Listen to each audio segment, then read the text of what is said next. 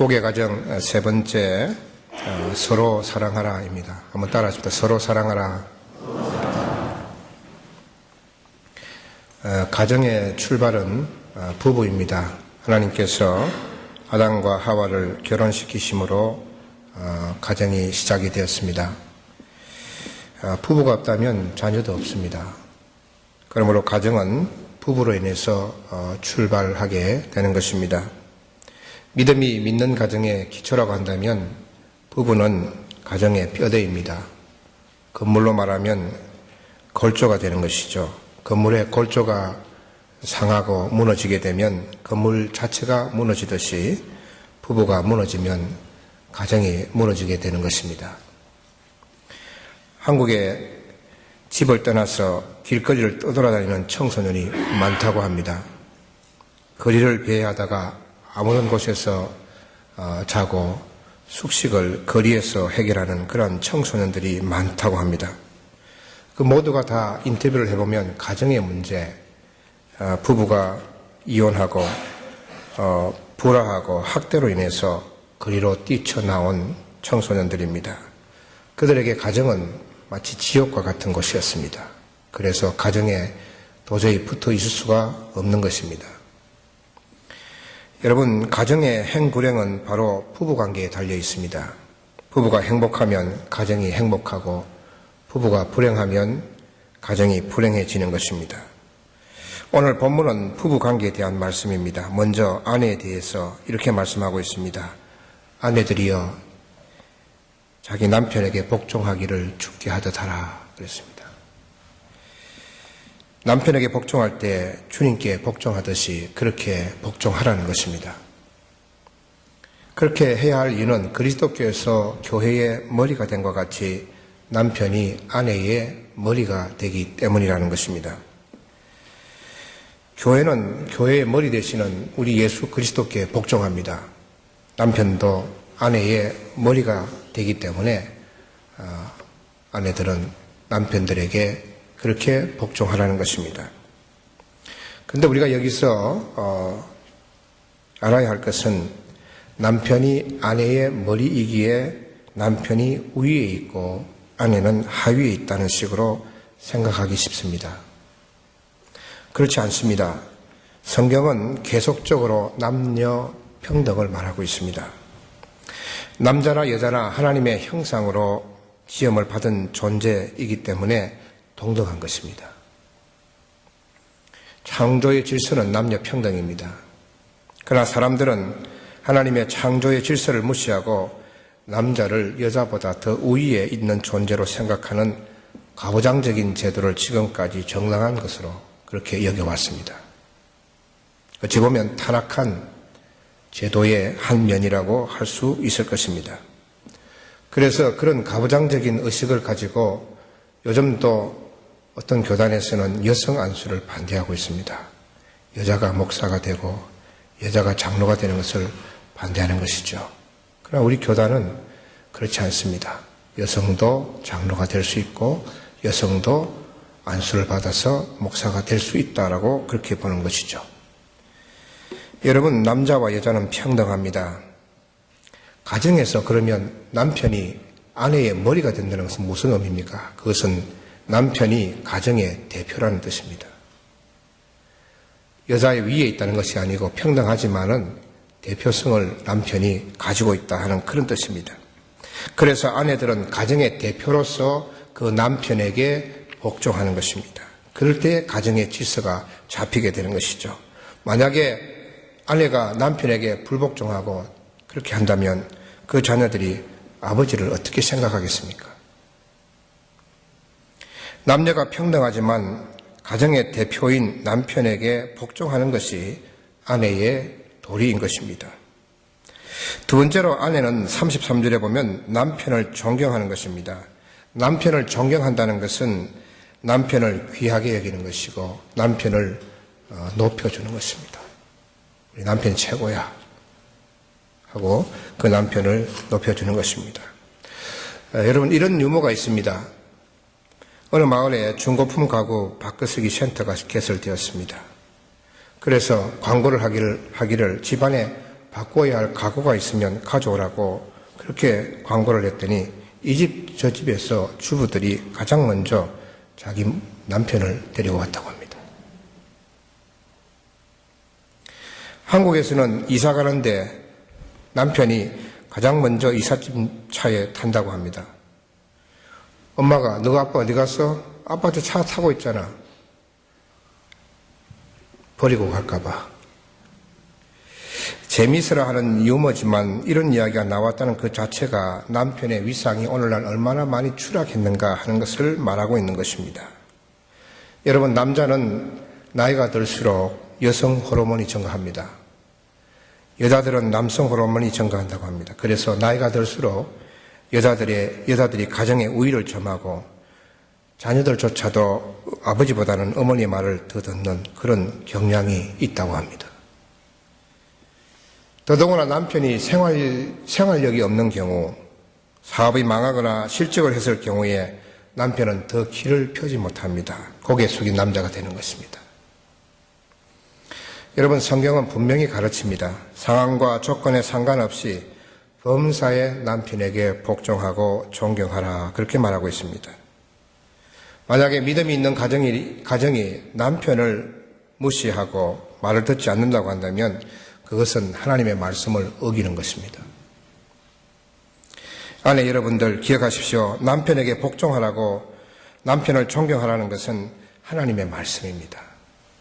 우리가 필요에 따라서 선택해서 복종할 때도 있고 복종하지 않을 때도 있고, 그것이 아니고 언제든지 반드시 해야 할 아내들의 의무입니다.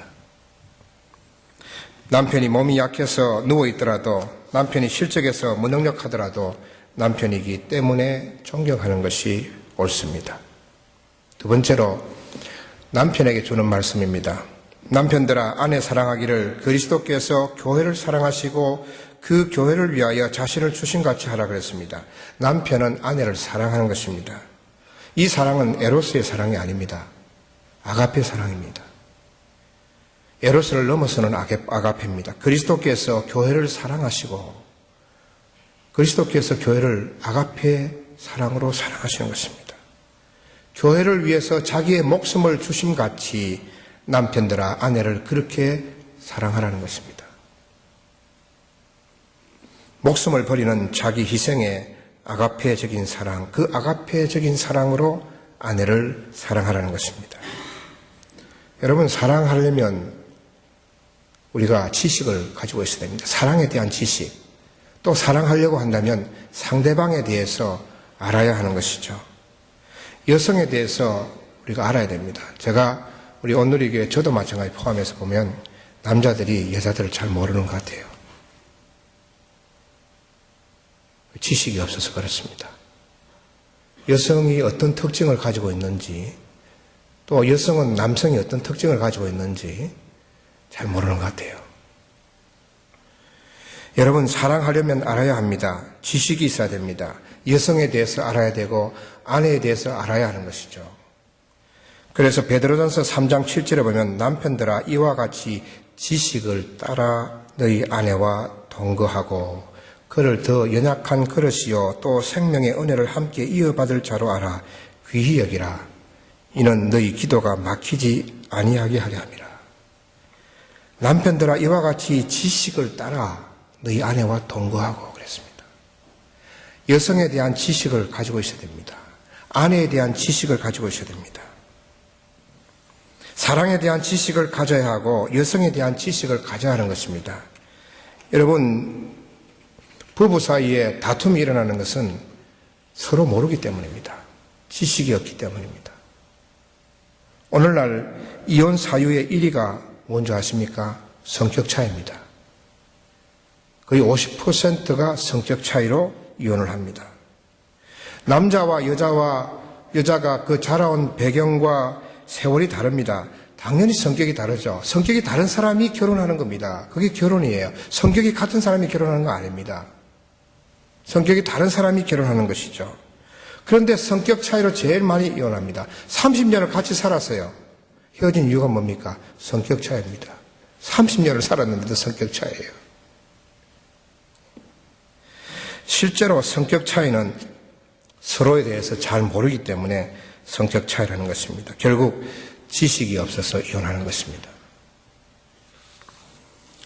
여러분 한번 읽어보셨을 겁니다. 화성에서 온 남자, 금성에서 온 여자라는 책이 있습니다. 존 그레이라고 하는 사람이 지은 그 책에서 원만한 부부 관계를 위해서는 서로의 차이를 인정하고 이해해야 한다고 그렇게 말하고 있습니다.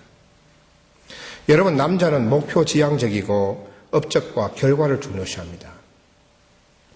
여자는 관계 지향적입니다. 과정을 중요시합니다. 남자는 쇼핑을 싫어합니다. 제가 봐도요, 좀 쇼핑이 싫어요. 제가 예를 들어서 와이셔츠가 낡아서 하나를 사겠다고 메이시 백화점을 가면요, 그 와이셔츠를 사겠다고 하면 와이셔츠만 코너에만 쫙 가가지고 그것을 사가지고 바로 돌아옵니다. 그게 남자입니다.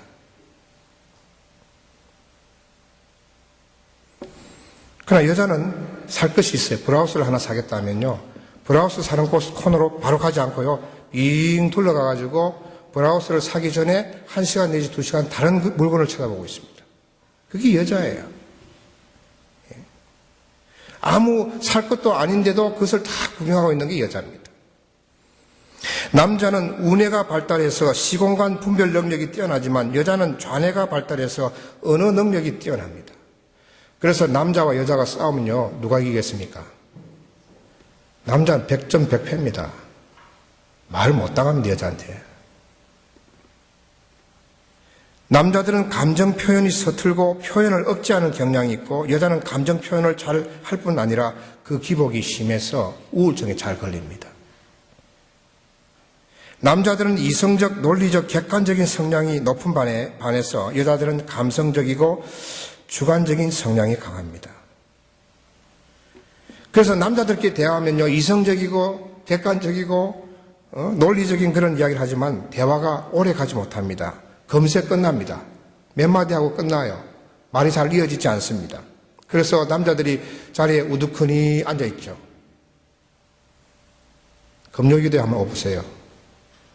예배 끝나고 나서 남자들은 할 말이 없어요.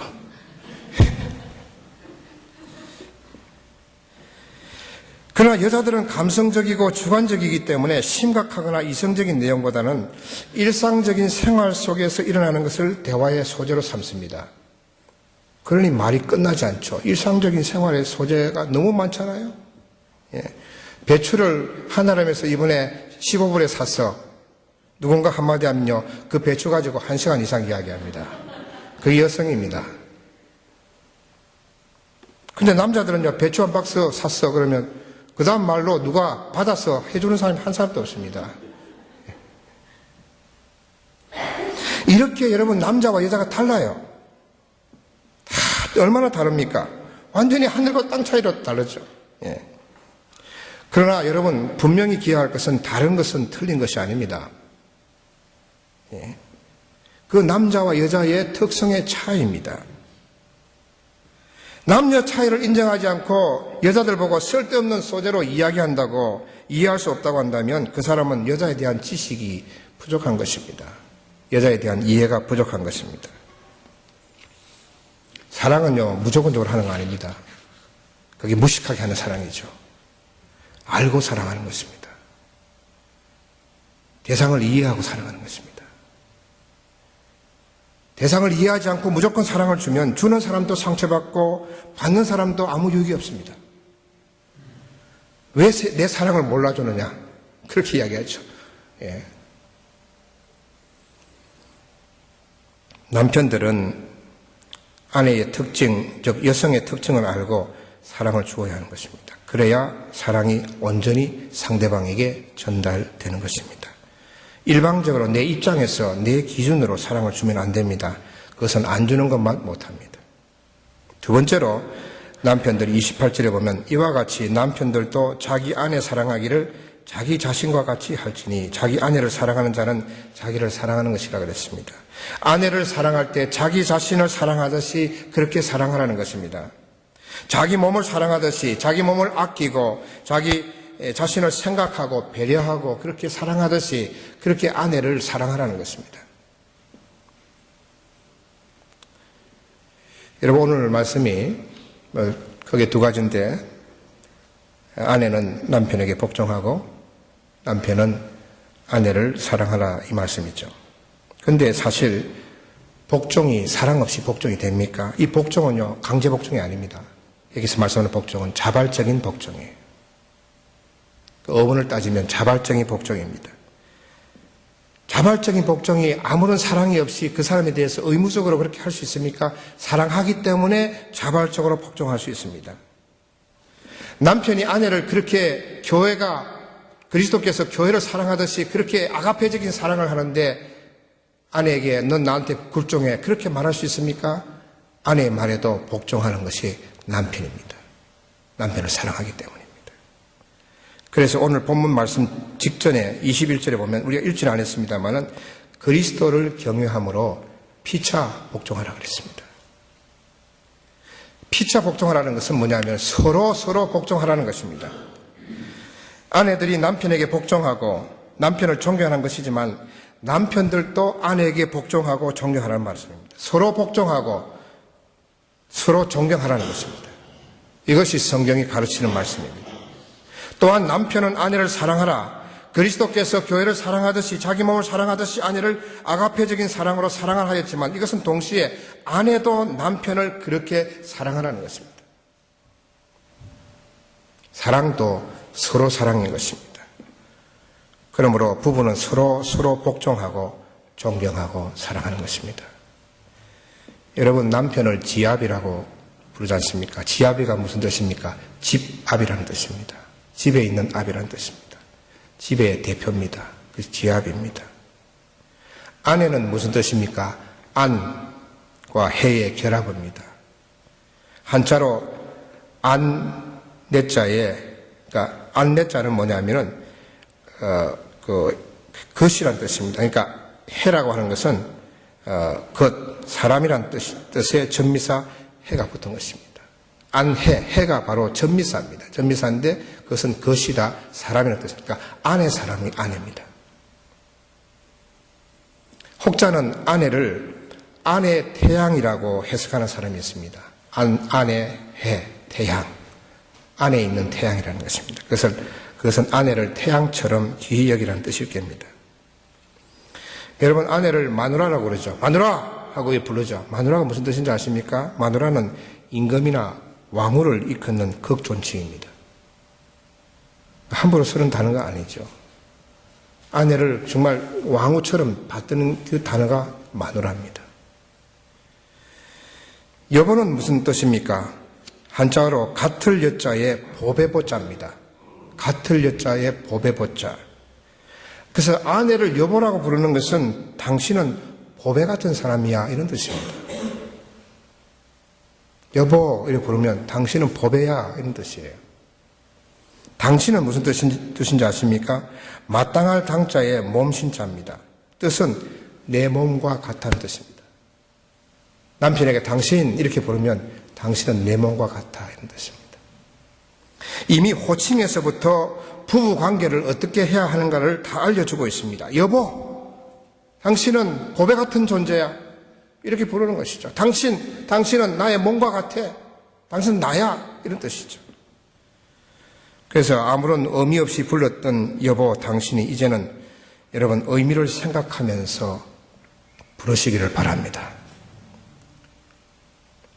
여자들만 아멘 하는 것 같아요. 여러분, 우리가 이 부부관계에서 주신 이 말씀, 서로 복종하고 서로 존경하고 서로 사랑하라는 말씀을 지키기 위해서는 성령 충만해야 됩니다.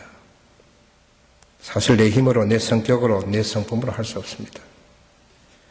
성령이 나를 완전히 다스릴 때에, 나를 완전히 지배할 때에, 나를 완전히 사로잡을 때에 우리는 그렇게 그 말씀대로 할 수가 있습니다. 에베소서 5장 21절에 보면 그리스도를 경외함으로 피차 복종하라.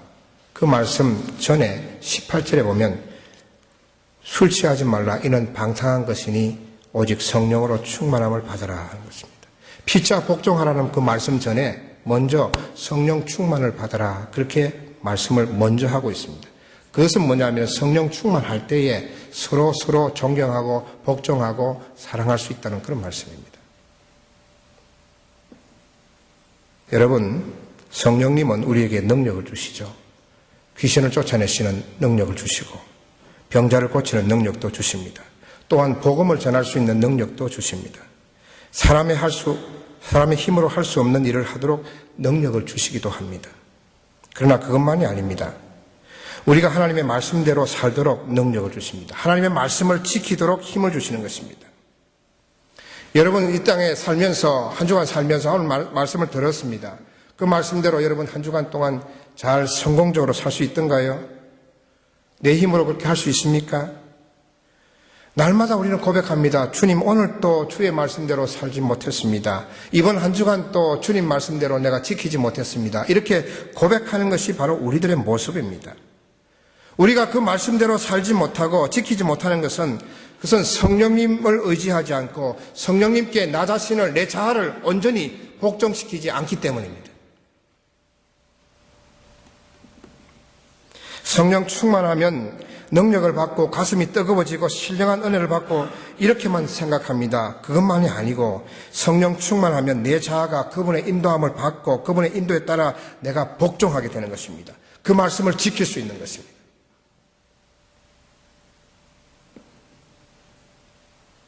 성령 충만하면 내가 권능을 받는 것만이 아니라 그분이 나를 사로잡아서 내가 온전히 그분께 복종하고 그분의 다스림을 받는 것입니다. 내 자아가 죽는 것입니다. 그래서 그분이 하라시는 대로 말씀을 지키는 것입니다. 여러분, 교단마다 신학이 조금씩 다르죠. 성령에 대해서 크게 대비되는 교단이 장로교하고 순복음입니다. 순복음은요, 성령 충만을 은사에 집중하는 경향이 있습니다. 장로교는 성령 충만을 성화와 성품에 집중하는 경향이 있습니다. 근데 순복음은 권능을 받고 능력을 받고 여기에 집중을 합니다. 그런데 장로교는 거기보다는 어떻게 보면 말씀대로 살아서 그 말씀을 지키고 거룩하게 되는 성화와 그리고 성령의 열매를 맺는 그 일에 집중합니다. 둘 다 해야 됩니다. 둘 다. 누구 것만 맞다고 할 수가 없습니다. 성령님은 둘 다 행하시는 분이십니다. 여러분, 그래서 우리가 부부간에 서로 복종하고 사랑하려면 성령 충만해야 되는데 성령 충만 어떻게 하면 받습니까? 기도할 때 받습니다. 기도할 때. 성경을 많이 읽게 되면 성령 충만을 받게 되죠. 찬양을 뜨겁게 하면 성령 충만을 받게 됩니다. 예배를 은혜롭게 드리고 나면 성령 충만 받게 됩니다. 목사님, 성령 충만 받고 싶어요. 그런데 기도는 한 번도 안 해. 성령 충만 받을 수가 없습니다. 마음으로만 바란다고 해서 되는 거 아닙니다. 성령 충만 받고 싶어요. 그런데 성경은 일주일 내내 한 장도 안 읽어. 성령 충만 받을 수가 없습니다. 주님은 성령을 우리에게 주시기를 원하시고 우리에게 충만히 주시기를 원하시지만 우리가 해야 할 것은 기도하고 말씀을 열심히 읽고 그럴 때에 성령께서 우리한테 임하시는 것입니다. 사랑하는 성도 여러분, 아내들은 남편에게 복종하시고 남편을 존경하시길 바랍니다. 또한 남편들도 아내에게 복종하고 아내를 존경하십시오. 서로 아가페적인 사랑으로 예수님께서 교회를 사랑하시는 그 사랑으로 남편을 사랑하고 아내를 사랑하시기 바랍니다. 그러기 위해서는 성령 충만해야 됩니다. 성령 충만할 때에 정말 부부간의 아름다운 관계가 기척되고 또 그로 인해서 행복하고 복된 그런 가정을 이룰 수가 있는 것입니다. 우리 온누리의 성도 여러분들은 정말 남편과 아내가 늘 성령 충만해서 행복한 부부생활, 행복한 가정생활 하시기를 주님의 이름으로 축원합니다. 기도하겠습니다.